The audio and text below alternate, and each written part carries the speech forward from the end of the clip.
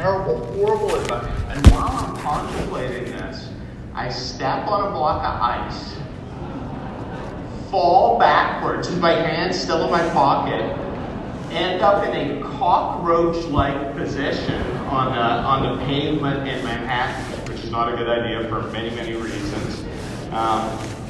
And then, it kind of dawned on me that she says, take them out so I can break my fall. But I didn't do it. And she brings this up regularly. And so, I just heard it, and it wasn't familiar to me, so I just dismissed it. And I bring that up to say, if I just asked her why, or if I just done it, and then said, hey, why would I want to do something like this? This would have ended a lot better. In this conference, this year is all about the theme of better. And one of the ways that I think we can become better is to connect with each other in a more effective way. I should have asked her the question. I should have been open to what she was telling us. This is why I am so excited this year in particular to have our guest. This is such an accomplished actress, writer, somebody who has pioneered in the field of improv, which is all about going with others to make things better. So before I introduce her formally, let's roll a clip.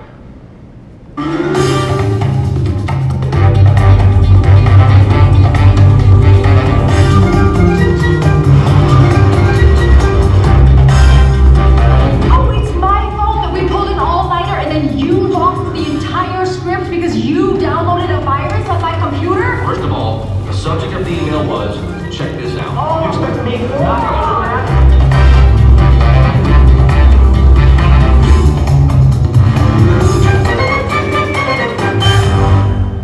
Ladies and gentlemen, Emmy Award-winning actress, New York Times bestseller,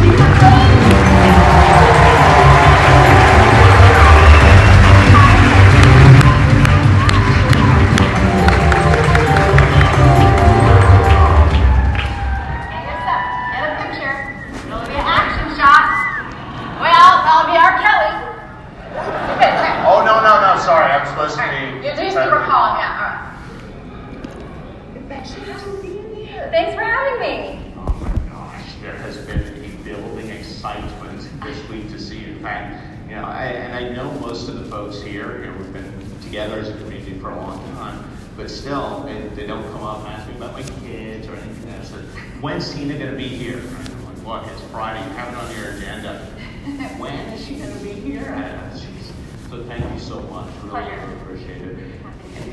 One of the things that I found so intriguing about what you've done in your career so much, but is in the area of improv. Mm-hmm. So my wife and I had gone to Upright Citizens Brigade. Yes, UCB. Many times.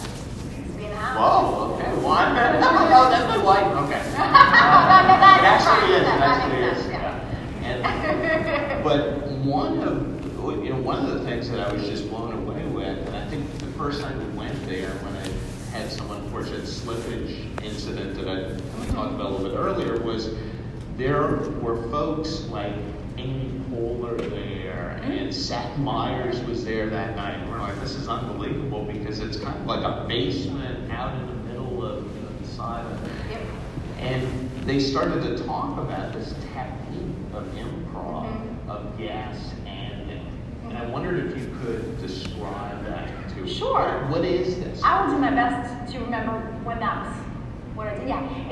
So first of all, the Upright Citizens Brigade is the theater that was in part founded by Amy Poehler and Bester and Ian Roberts and Matt Walsh, all these guys, and Adam McKay, who you might know from the Oscars all the time. So we would do long form improvisation in Chicago, which was shows where the whole show was made up on the spot off of one or two suggestions. And so the way when you go to Chicago to study, or Toronto maybe, or now New York to study improvisation, the main thing you learn, the biggest tentpole is the idea of agreement, and not just agreement, but of yes and, so that no matter what anyone initiates as an idea, you agree with it, first of all, because when you're making up a scene, if I say like, oh honey, the kids are sleeping, if you were to say, well, we don't have any kids. We actually have thought, just that might be funny for a second, but then we have no scene, right? Before I say like, I've got a gun, that's not a gun. Okay. So the first thing you learn is whatever anyone establishes, you agree with it, but then the next part of that, the and part, is that you add something to that, which is, if I said to you, freeze, I have a gun, and you say, okay, fine, I'll take off my mascot uniform, or whatever, anything. Fine, I'll give you all the grace. I hate to part with my mascot uniform, right. But I will. It can be anything, but as long as you contribute something to it. So that's how you start building something out of nothing. And so when you have that drilled into you for years and years as an improviser, it's so funny how often you get into a work setting when you meet, first of all, you meet a lot of people who struggle with the agreement part, right? A lot of people who just are like, I don't think that's gonna work. You're like, wow, we just started talking, like I'm afraid that, oh my God. Yeah, right. So I'm always like, people who operate from a place of no are very troubling to me. No trouble. And then also, there's also, you find people in your team where it's like, okay, they're good at the yes, and then sometimes you're like, and you're running a writer's room, you've got 7 or 8 writers, and you know who's giving you the and who's on their phone. That's how I'm going to start thinking about people. Yeah. Are you a yes or no, or a yes and? Yeah, no, yes, and. The yes and people are the people that keep around. Okay, and I thought about this after we went to that first show at UCB, and I've seen this play out in the security space, but I think it's not played out exactly as maybe it was originally intended. Like somebody would walk into a room and say, hey, look, we think we've been compromised, and then somebody else would walk in and say, yes, and somebody just found our data on a Russian website, and then somebody else come in and say, yes, and there's somebody from the FBI here. Not quite the building type of thing, but the ideal, yes, not probably the intent of it, but that's a real scene. That is unfortunately a very common scene, unfortunately. But I just thought it was such an amazing approach to get people to at least accept and entertain the idea that you're putting on the table. Yeah, any idea. And talk to me about the kinds of people that you want to have in a room to make this thing work most effectively. For improvisation? For improvisation, or even just for idea generation. For idea generation, you want people in the room who are kind of willing to jump in fully. With improvisation, one of the biggest things you need is you need to lose your fear of failure and your fear of embarrassment, because it is inherently embarrassing. Like the first 2 years of improv training is like, let's make a machine together. And so you're in a room with other adults who are like, boop, boop, doop, and like once you've done it, you're like, that's super embarrassing. And they talk a lot of, improv, like this, success is on the other side of a yes, and I think in also a lot of ways success is on the other side of a hot, sweaty flush of embarrassment. That's good. That's fun. Yeah. So you want people who are fully in, who are really with you and not deciding whether or not they're fully there. We think, but we run writers' rooms for shows. For a show like 30 Rock, we would work 16, 17-hour days, and those people were fully giving their lives over at that time to what we were doing.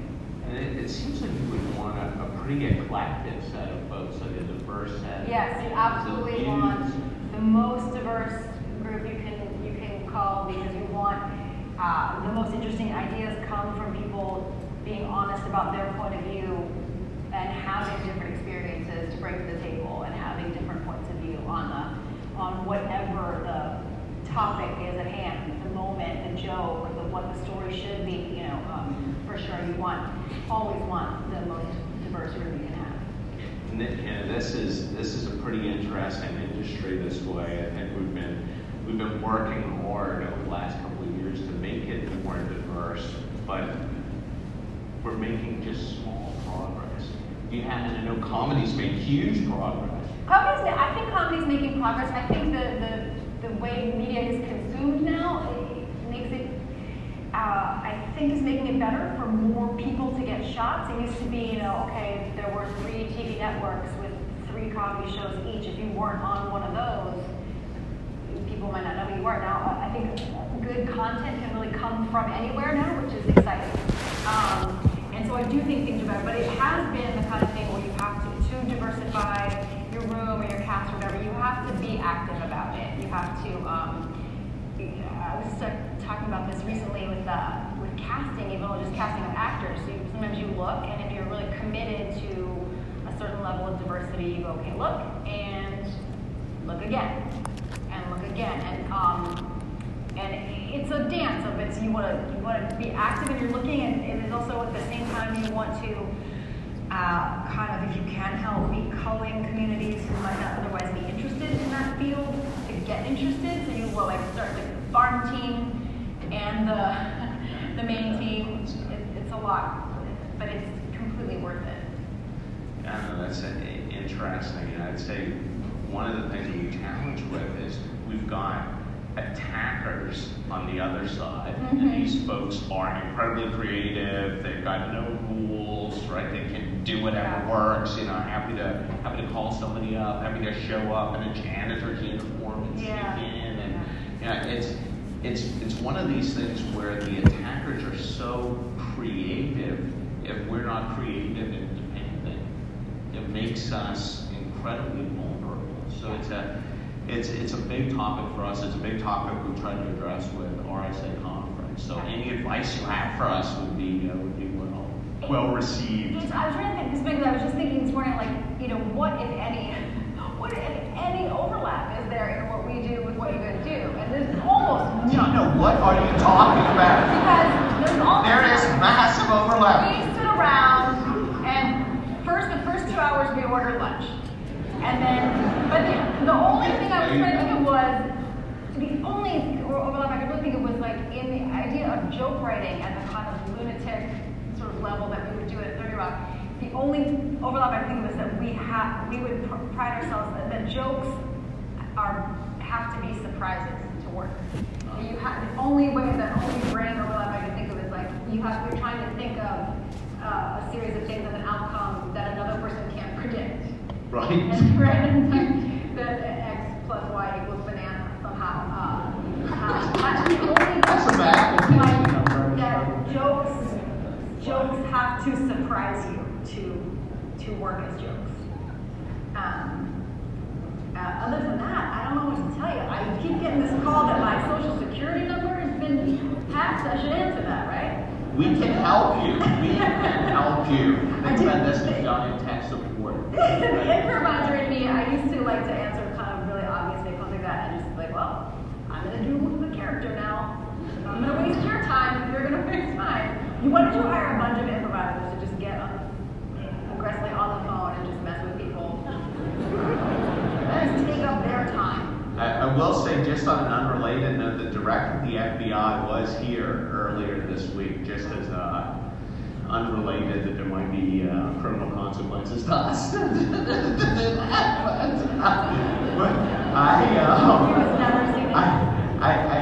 did want to ask you about partnerships. I mean, I look at that room again, kind of going back to UCB, and we were able to go there a few different times over those years. There was an incredible, I don't know how to describe it, like a lack of ego, like a just willingness to be very open about where the world takes you. Yes. And also be very willing to have complete randomness injected into it. Yes. And the audience, and like you said, somebody says, hey, well, give us a theme to work with, and somebody says ostrich or banana or some weird biological term that nobody knew what it was.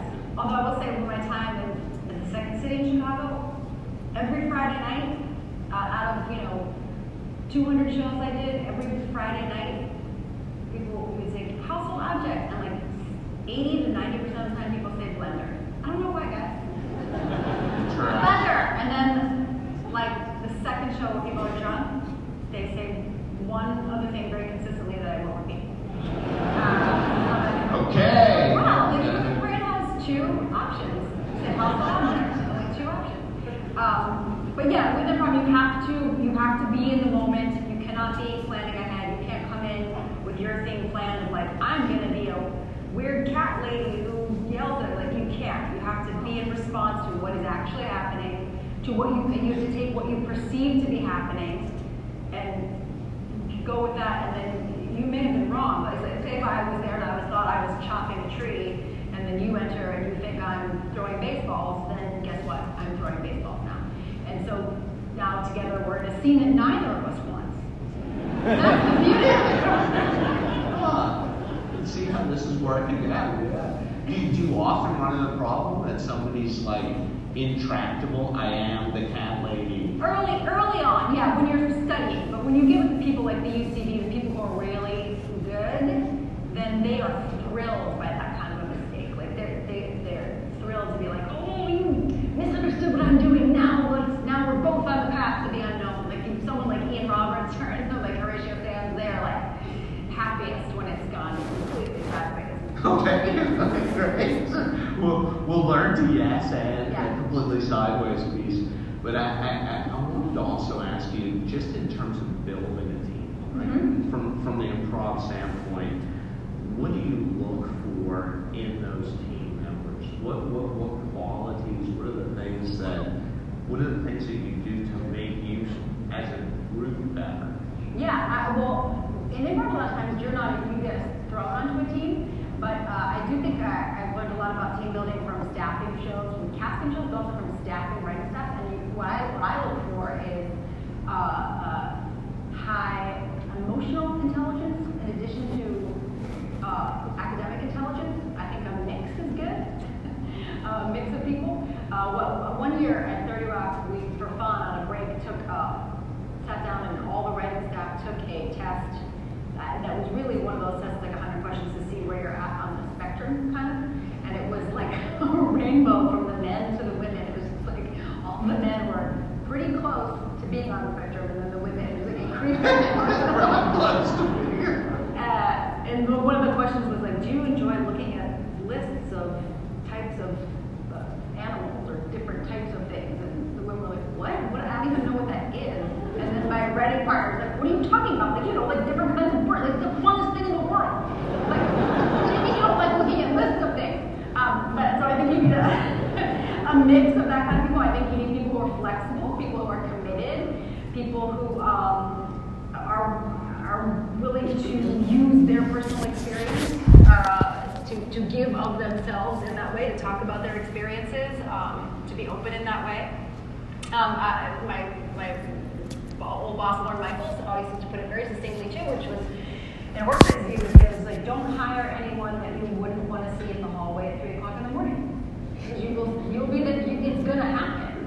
That's very true in our industry too. Yeah, like someone whose personality, you'd be like, oh, now I got to talk to this person at 3 o'clock in the morning. Like, they can't work it.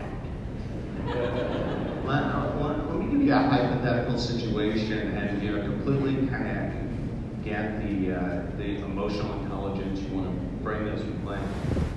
Purely hypothetically, don't read anything into this, but say if you had an industry that was dominated primarily by people that have maybe high, IQ, high, kind of technical competency, but you wouldn't necessarily describe most of them as off the charts on an EQ perspective. That is the male copywriter world. What would you do in what would you recommend in such a hypothetical situation if we were to ever run across such a if that were to accidentally happen? No, I mean, just like, just in case. Yeah, I mean, again, the answer was to kind of mix it, right? Just to get some other kinds of people in the mix wherever applicable. Just on a day-to-day basis, I say also let them enjoy what they enjoy. If they do want to look at lists of kinds of birds on the break. Lists are very common. Well, the people who with the high EQ want to watch Real Housewives, I don't know. I think again, there's value in all things, but it's not having too homogenous a population. You know, that's an interesting point. I think in interview questions, asking Real Housewives Thursday season 2, what happened when the table got flipped, and whose restaurant was this? Or yes, I actually know that one. It's, so Tina, there's so many questions I have to ask you, literally, but I'm going to go into a speed round of questions, and I've written them down. So feel free to be succinct or verbose or however you feel it's appropriate to answer such questions. But I'll start off with just some general ones. First, who is your hero? Who is my hero? This week I'm going to say it's Gail King. I'm all about Gail King this week. Let me see if I can do it.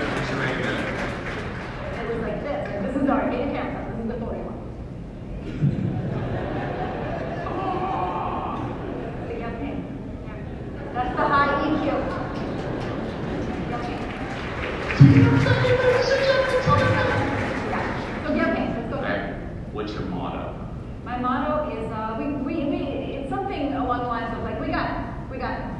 All right. Okay. We got this. Bird by bird is another which it's from an Anne Lamott book about writing, and she talks about taking things when something feels overwhelming.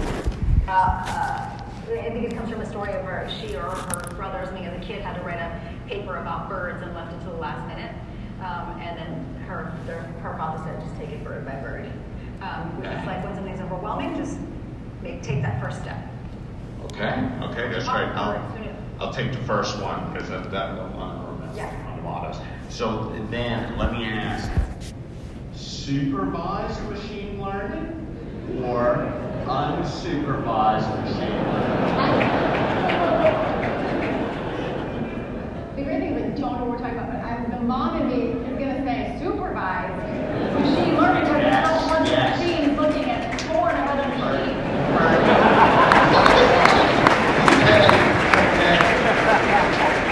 This is critical.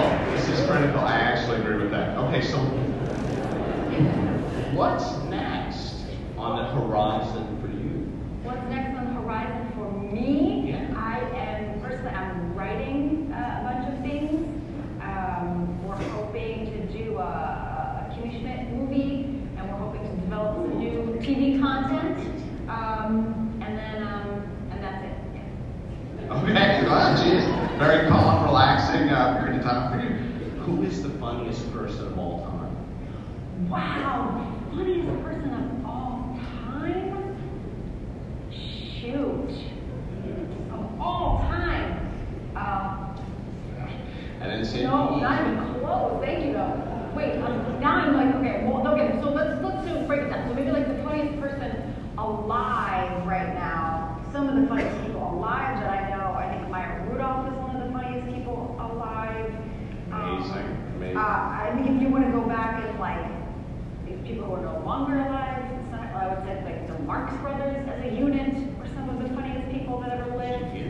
Because they always worked as a team, right? I mean, you can't, what are you going to do with just, Zeppo? You can't. That's a good thought exercise. Ever in the world?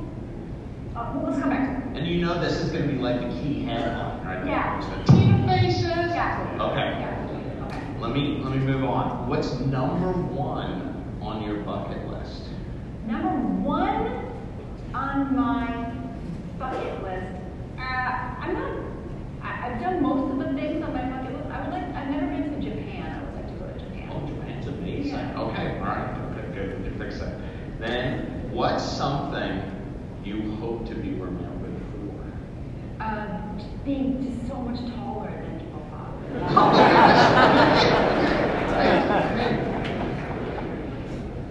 And last one before we allow our audience to ask you some questions. And are you okay with audience? I would love it. All right. Okay. Be prepared. Be prepared. What's your favorite punchline? My favorite punchline of ones I've been involved with. Okay, this one is it's a 30 Rock one. I don't think I didn't write it, but it was about my character and my boyfriend on the show, Dennis Duffy, refers to Liz Lemon. He says, "You're let me get this right. You're a cook in the bedroom and a whore in the kitchen."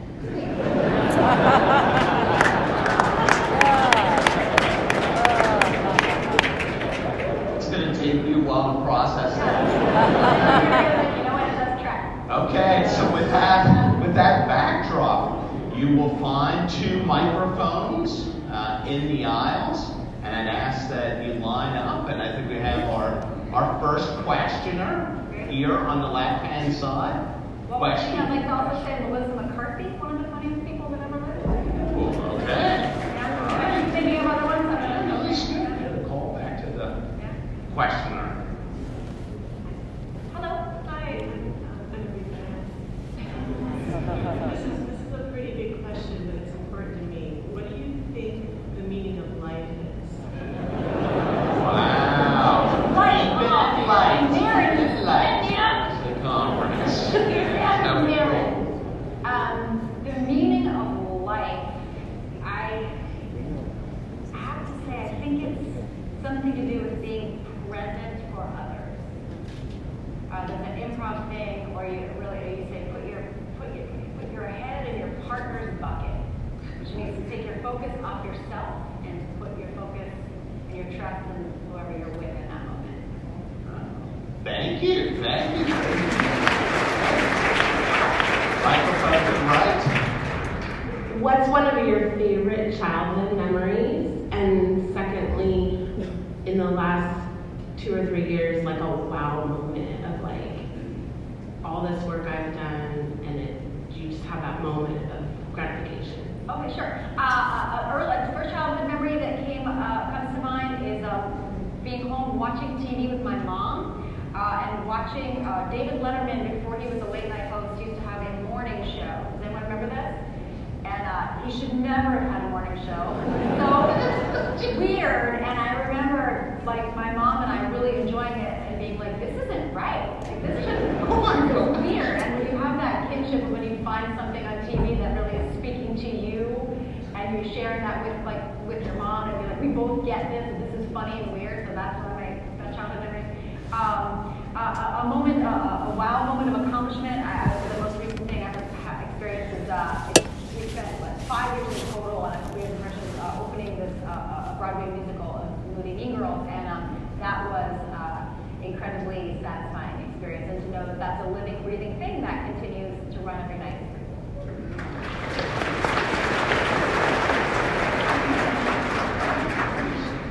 Question to the left. Hi, I'm a big fan of both 30 Rock and Kimmy Schmidt, and I noticed that in, God, I'm not used to my voice on this microphone. That's good. It's coming clear. I noticed in Kimmy Schmidt, the characters are a lot more outlandish, more broadly written than even later 30 Rock, and I was wondering if that was something you went into producing Kimmy Schmidt saying, we're gonna do we're gonna approach this from a very silly angle, or if that's something that evolved after the premise was created. I think it's something that evolved. I would like to have just maybe 1 foot, or at least 2 toes of 1 foot on the ground with those characters, so that you can relate to them. And I think that it always comes with the world is absurd, and it's usually trying to heighten stuff that already exists somewhere in some capacity in the world. I like stuff that, even if it's crazy, it's based on one molecule of something that has happened on planet Earth. But that one may have been Great question. Yeah, thank you so much. Microphone to the right. This is a really open question. I was just wondering, what's the most interesting thing you've seen here at the conference or in San Francisco as a whole? This is my 3rd time in San Francisco in my life, and I've never been able to stay for more than 1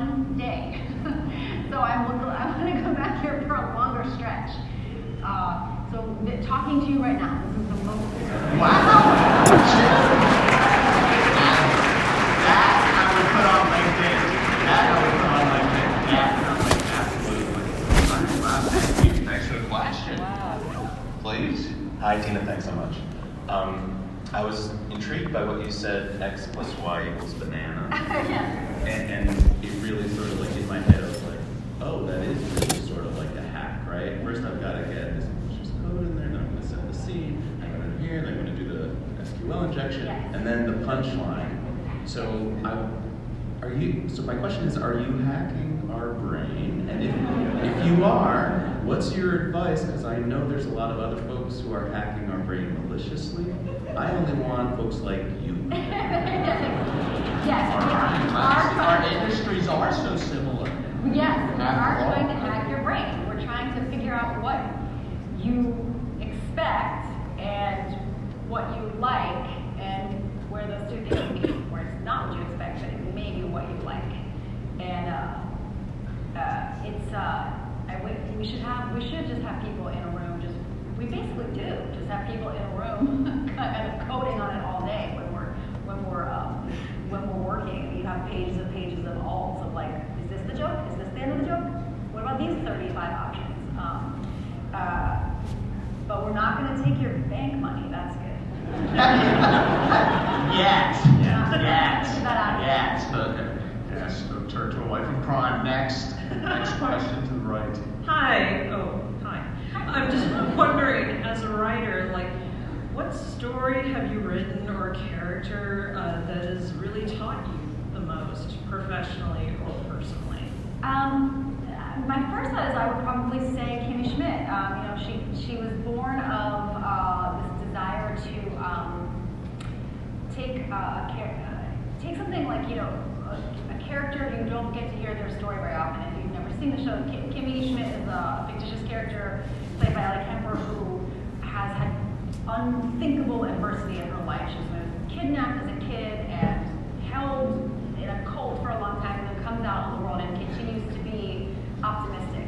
And when we were trying to come up with the idea was, you see a lot of shows that are made around the sort of like titillation of dark, like the kind of Law and Order SVU, like we love to see like people get murdered or whatever, but you never get to have a survivor of that kind of thing come and be a positive force in the world. And so, and when in reality, all the kind of research we did, like a lot of these people, it's incredible how people who overcome these horrible circumstances go on to still kind of, be a positive force in the world, the Elizabeth Smarts of the world. And so Kimmy as a character continued to, I think, inspire all of us to see the best in our current world, to find ways to actively be better participants in the world, to make the world a sunnier place. And so I think I would say her. Thank you. Sure. Right. Yeah. Just coming back for a second to your comment about choosing supervised machine learning or unsupervised machine learning. This is a great example because I think if an unsupervised machine learning system would have seen that description that you just gave, which is held by a cult for years, and I don't think comedy would spit out on the other side of it as it's amazing. And I think the unsupervised machine learning system at NBC that we originally presented it to did redirect it to Netflix.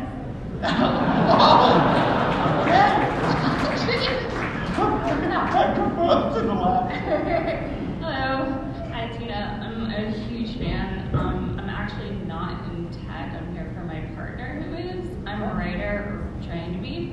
I'm also a mom, a new mom, and I was wondering, you hear a lot about wanting more diversity in all industries, writing, and one of that is wanting more women. Mm-hmm. Do you think, you have these long days like you talked about, do you think that the writing industry or television is becoming more accommodating to mothers? I think we certainly, the more women who rise within the workplace, I'm a mother too, and I think it makes it, yes, it's still a hard business, it's still a long hours business, but like But do we understand maternity leave better? Yes. Do we have places like, do we understand when someone leaves the table to go pump? Like, yes, because we've all done it, you know. Do we, in this last job, more understanding like, if you have to go to the pediatrician, like, yes. And I think also, the more people who have been through it, who are in there doing it, then we also kind of know where we go, like, no, I think that's the boundary. Like, I think so-and-so's they got to turn that thing in now. Like, you know, then you feel as comfortable setting the boundary because you believe that you've been treating the person fairly the whole time. So yeah, I think it's getting a little better. Yeah.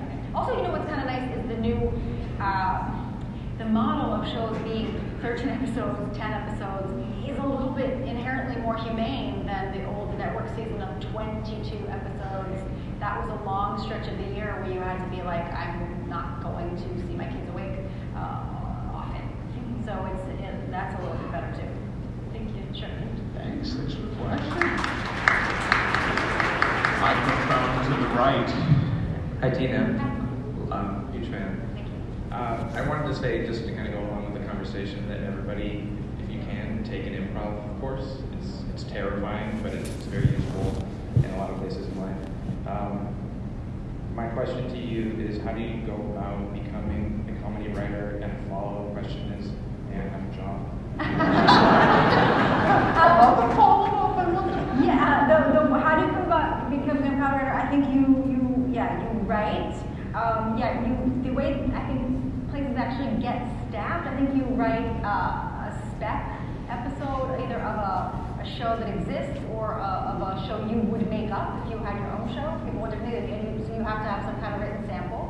Then if you get to the stage where you have an interview, you just have to come in and be pleasant and prove you're not a weirdo and that you are easy to have around, you know. And I don't have a show up right now, so I can't give you a job. I was hoping for a yes and. Yes, and. Oh!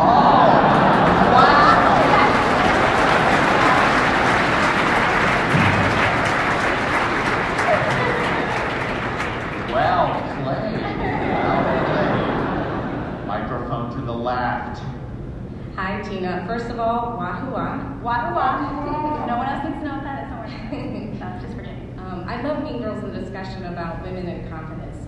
Do you have tips for aspiring female leaders in a male-dominated industry?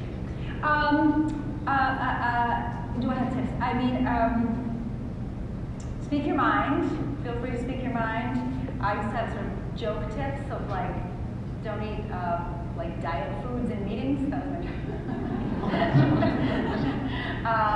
Always wear a bra. I've said to a lot of graduating classes of girls' schools. You know, I will say when I'm staffing a room, I'm a soft-spoken person, and sometimes if there's a person I feel like they're going to work for me, but they're going to talk over me, I don't hire them. You know, that's the hardest thing. Is like I've been in rooms where you're physically talked over, right?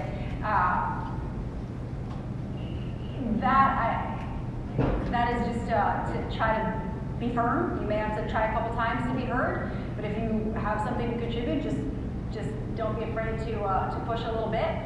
And anything you can do to contribute to diversifying the workplace yourself, you know, do it. I saw a big change around me at SNL just over the years I was there because there were just more and more women in every capacity, and that just changes the chemistry of the place.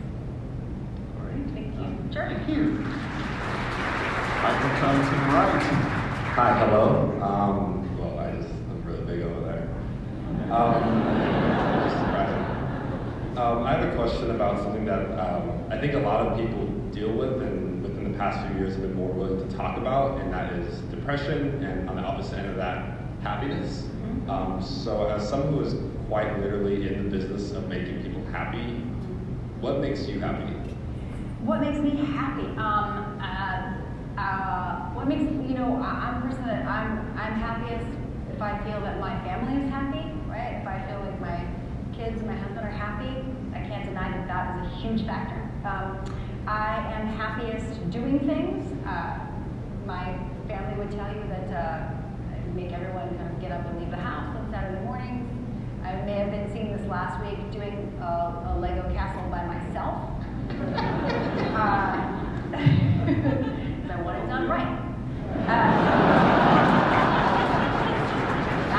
one, that's not a creative endeavor. You got to follow that.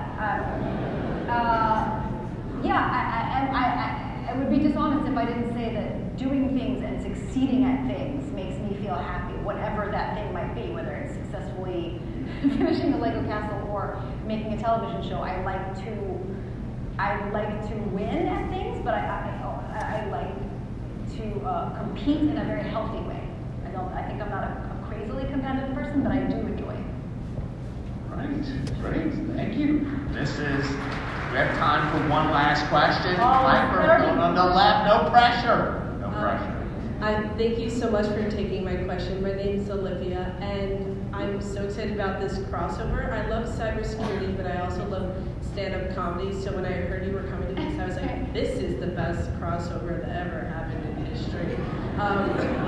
But what I want to ask you is that I'm interested in a lot of things, whether it's comedy, entrepreneurship, security, and people try to tell you, like, pick one thing and run with it. But it comes to a point where there's a lot of things that I want to run with. Mm-hmm. So do you think it's more important to try to make everything happen and kind of find the meeting point, but that may lose, like, the integrity of each individual item? Or how do you then pick that one thing and run with that? Mm-hmm. Well, that's a good question. Everyone is different, but my guess is that if you were saying to me, like, I want to be an Olympic skater and a security expert, I'd be like, you got to just be a skater. There's some things. I used to ice skate, I'm not even kidding. But you don't anymore, right? Because that's the thing that you have to mono-focus on, right? And so, yeah, some things feed each other more naturally than other things. And so I would say trust your instincts, and that whatever you're feeling the most interested and passionate about at the time will probably take the lead. But yeah, you may fuse some new area that none of us realize that those things go together. And I don't know if I can ask one little follow-up, but... Follow up. Okay, all right, I'm doing it. I'm here. Do it. So I'm currently starting a women in comedy club at my school. I go to Stanford, so super close. And it actually meets more obstacles than you would think. Everyone's like really behind something when they get to take like a passive role in it. And when people have to be accountable for their opinion in something, it's like very much harder to like find people that want to be a part of that. How do you get to advocate for these things when you're not in a position where you have extreme power in them? Because when you're someone that's still operating within a system that may be privy to one opinion or one point of view, whether it is comedy or security or a male-dominated field, how do you get to still have that change from the inside but getting to like succeed and progress in the system that exists? That's interesting and a really important question. How do you succeed? Yeah, or just within an already organized system. I think I wrote about this a little bit in Bossy Pants in a way that hopefully won't be too glib to apply to your situation, which is there used to be this, you're much too young for this, but when I was a kid on Sesame Street, they used to do this thing where they'd go over, under, through, and they would show kids like terribly dangerous 1969 footage of children like running through construction sites. You're like a kid with like some old rebar, just like, and so in my experience, if you're hitting someone, an individual or group that is really just an impenetrable roadblock, rather than expend too much of your energy trying to educate someone who feels ineducable about your, like, you might have to go around or over. You might have to be like, is there another organization to the side, or is there a person above them who gets it better and in the, most appropriate possible way, try to deal with the people who are more open-minded. Does that make any sense? Over, yes. under, Load. through. You're right there. I had seen one as a rebar. Yeah. Stop those episodes. But thanks so much, everyone, for the questions. I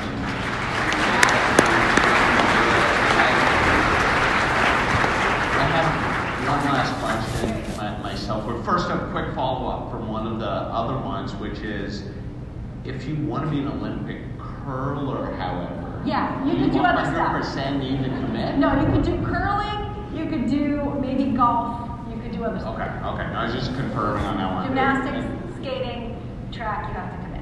Okay, great. It was just a clarification, really, for myself.